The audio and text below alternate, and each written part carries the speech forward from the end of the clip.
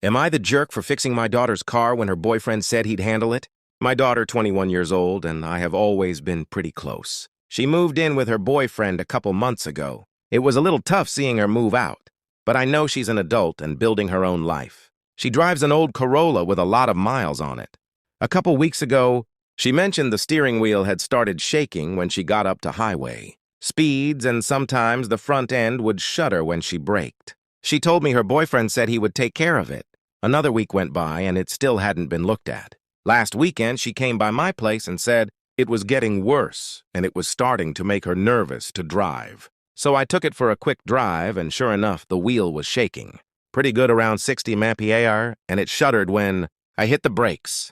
I pulled the front wheels off in the driveway, and it was pretty obvious the front brake rotors were warped and the brake pads were worn unevenly.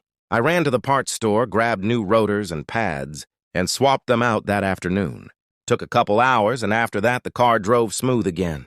My daughter was really happy and thanked me a bunch. To me, it wasn't a big deal. I've worked on cars most of my life, and she's my kid. A few days later, she and her boyfriend came over for dinner. At one point, he pulled me aside and told me I shouldn't have fixed the car. He said it was his responsibility as her boyfriend to handle that kind of thing, and that by doing it myself, I stepped on his toes. I told him I wasn't trying to prove anything. The car was getting worse, and I just fixed it while she was there. Since then, he's been pretty short with me, and the vibe has been a little weird.